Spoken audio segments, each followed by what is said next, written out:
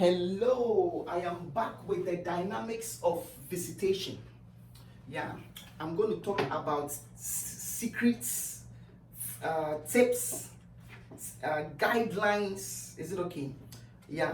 So, why is the first one I'm talking about are three secrets of a powerful visitation, right? Three secrets behind the power of visitation. Remember, I told you it is not a social visit. What is a social visit? Hey, you're going to sit down. Yeah, Charlie, what is the score between Chelsea and Manchester United? Then all what you talk about is just social things. There is no word, there is no prayer. What makes it a powerful spiritual visit is word and prayer. Not only word, not only prayer, word and prayer. Word to encourage, prayer to move things spiritually. Remember, is it okay? Remember. So what makes it powerful? What makes a spiritual visit different from a social visit is the word, the power, and the third one is actually called the love. It's called the whelp visit, W-E-L-P. Word, encourage, love, pray for the person. Yeah, because when you visit somebody, it shows love. Why does it show love? You've taken 1 hour of your time to stop by. You've taken 2 hours of your time to pass and stop by. People don't do it often. So it expresses love. It shows love. And then when you go, you minister the word powerfully and you minister prayer powerfully. Prayer is powerful. Prayer changes things. The word is powerful and the word changes things. And Bible says that love never fails. Is it okay? Yeah, so that's one important thing to notice between a social, never do a social visit if you're a shepherd. Yeah. So always going with what to share about the word of God. If you don't have anything to share, just share what Pastor preached on Sunday, which blessed you. Or your quiet time. If there's nothing to share, let me just share this with you. Sometimes the person also came to church, then you share something else. I'll be talking about 15 goals, before you visit. Your visit should be one of these, right? So, just be ready for it. Yeah, just be ready for it. So, that's pretty much the three powerful things. It's okay. Love, word, prayer. You can add encouragement. Whelp, W-E-L-P, whelp visit. Yeah, whelp visit. All right, 10 rules for visitation. When you are visiting, remember these 10 things. No, I think I have missed one. I was going to say that.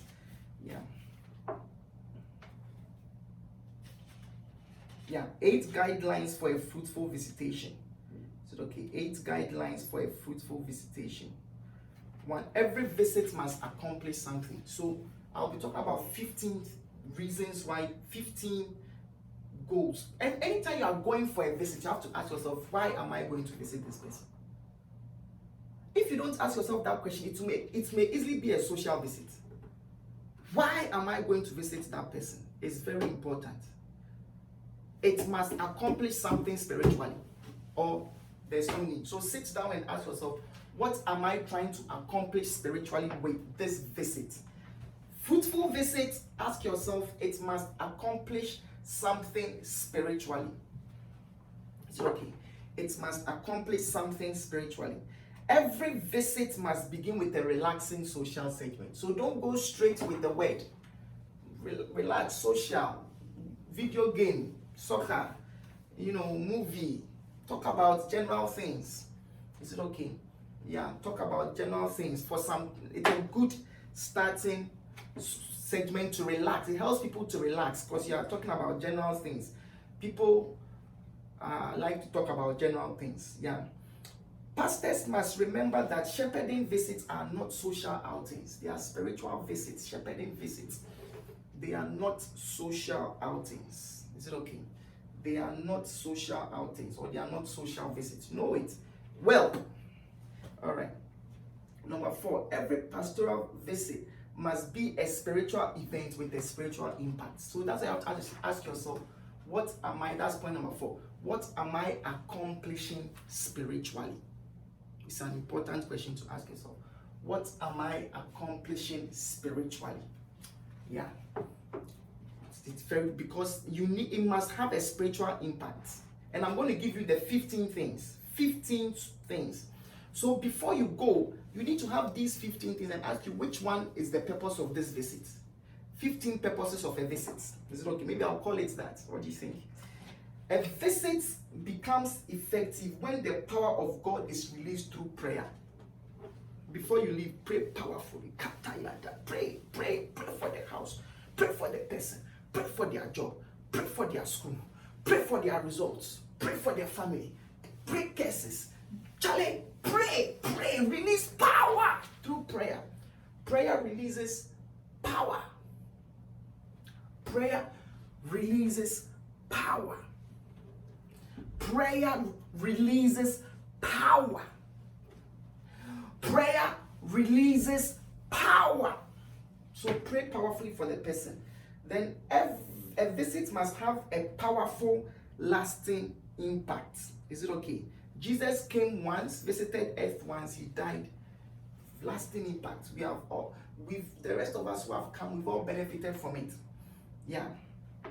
Lasting impact. So you need to know what impact you are trying to have. The 15 purposes is coming. Is it okay? So that you will be able to do that. All right. So 10 rules for visitation. 10 rules for visitation. So I've told you about, if you want to have a fruitful visitation, remember, well, and it should accomplish something.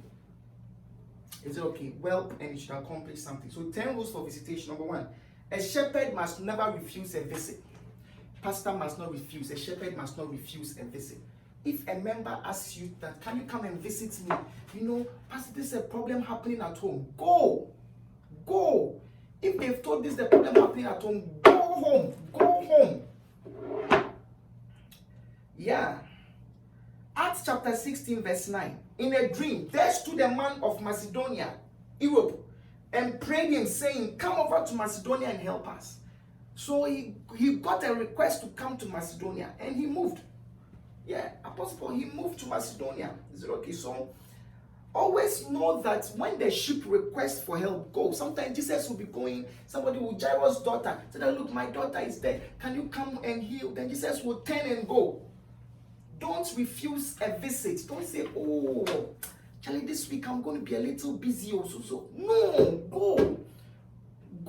Or if you can get potential shepherds who can handle the situation, send them to go. When they request a visit in particular, you should go. Yeah. Every shepherd must discern the unspoken request of a visit. Sometimes they won't tell you to come. But you should be able to see the symptoms and realize that, Charlie, let me go pay this guy a visit. Yeah. Let me go pay this guy a visit. Yeah. Let me go pay this guy a visit. Yeah. Let me go pay this guy a visit. So, what are some of the things you look for? That's what the Ezekiel 34 told us. He said that the disease have you not strengthened. You can see that somebody needs strengthening. You know, how do you know? They recently went through something. You know, they lost their job, you know, or they need strengthening. You know, they lost their job, or they failed something, you know, or they recently got into an accident. It's a sign. Pay them a visit or send somebody to go visit them and strengthen them. The disease is a sign. When somebody needs strengthening, meaning they've been hit with something, visit, right? It's a symptom. It says that when somebody is sick, pay them a visit. Send someone to visit. Pay them a visit. If your sheep is sick, it means visit.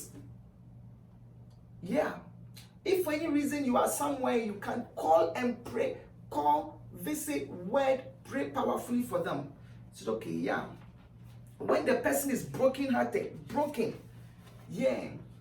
Broken means they've heard news, they are down, driven away, they are offended with something.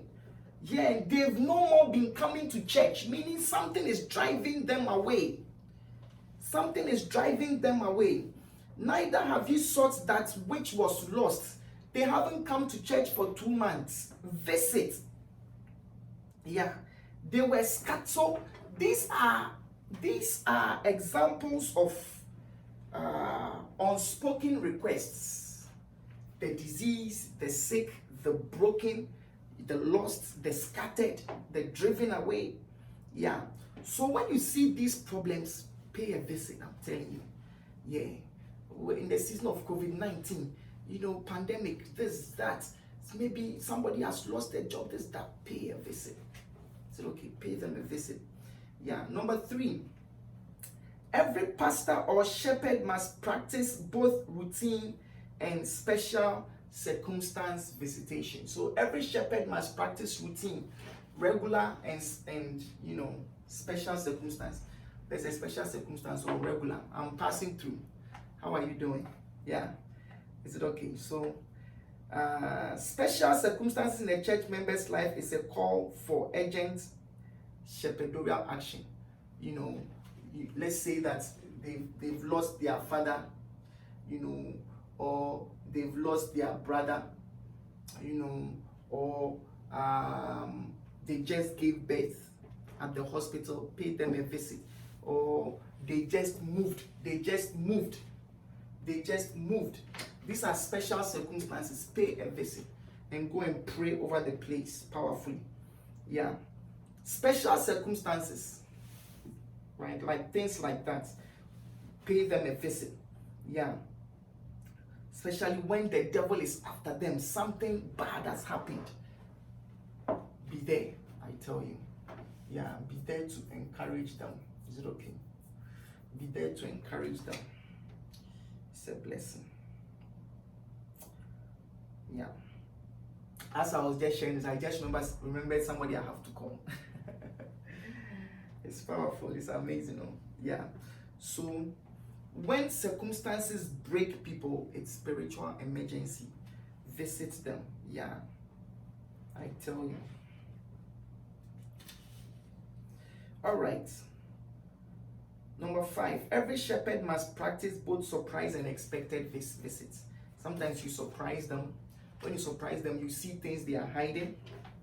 I don't know how good it is to do it in America though, but yeah, because there are gated communities and things like that, so it's not everybody you can surprise. But yeah, surprise visits reveal the real circumstances of where your church member lives. Sometimes when you do a surprise visit, you get to see this real situation. For sometimes people like to hide things, right? People like to hide things. So when you surprise them, you get to see, the house is dirty, this is it's okay, you're home. Or maybe you get there and they are fighting. Hey, then go. Hello, Pastor. Oh, Pastor, I didn't know you were coming home. So I'm here. I've come. So sometimes surprise visits show that. Sometimes you do a surprise visit, you realize that the people don't have money, they are struggling to pay for food, and things like that, so that you can help. Yeah. Is it okay? Then expected visits give church members the chance to show their best. So that's for expected visits. Yeah. When they are expecting, they will do their food and all those things. Pastors must protect themselves by visiting in person. So if you're a shepherd, try to visit with somebody. Very important. Let me say it. If you are a male shepherd, don't visit a female shepherd alone. If you are a male shepherd, I know you are anointed. I know you are graced with the unction from heaven. I know you are powerful. Please, word of advice, don't visit a lady member, female member alone. Always go with somebody. Always visit in pairs. Yeah, it's an opportunity also to show the other person sometimes how to visit. Always visit in pairs. Always visit in pairs. If you are, unless maybe you are visiting a male, another guy or something. But you always want to do that. Why? Sometimes when you go, something else is keeping the person company. I mean, it's keeping the person busy. The other person can help take care of that while you talk to the person. Is it okay? Or it's a boundary so that many people went to visit before they were seeing that a child has come after 9 months. I tell you, so do me that favor. Try to visit in pairs. Bible says that Jesus sent them 2 by 2 before he came. Luke chapter 10 verse 1. Yeah, Luke chapter 10 verse 1. He sent them 2 by 2. So try to go together. I know you like the girl, but please go with somebody, I beg you. Go with somebody, I beg you. So that's important. Is it okay? If the person is opposite sex, don't do it alone. See if somebody is available and go with them. If not, maybe you can give them a call. But when you visit, go with somebody. It is safer for 2 shepherds or ministers of the same sex to go on visitation. The person you are going with, to make sure the person too is a guy. Ladies go on visits together, guys go on visits, because now you and this person going, before you realize, we don't know. I know the story, a guy and a girl, they were praying and fasting. Before they realized, there was light off where they were fasting, and then before we realized, there was a baby after 9 months. Yeah, so Charlie, put boundaries there. 2 men go for visits, 2 ladies go for visits. You can visit a guy or a girl, it's not a matter. If it's 2 of you, you can visit anybody. 2 male can visit a guy. 2 males can visit a lady. 2 females can visit a guy. 2 females can visit a lady. Male, female are the visiting pair. I won't encourage it unless they are married. Like my wife, my husband and wife, that's fine. That one, if even something moves in the car, it's not a problem. When a baby comes, it is in order, so it's powerful. Then the last one, shepherds must not visit more than it's necessary to avoid giving the wrong impression.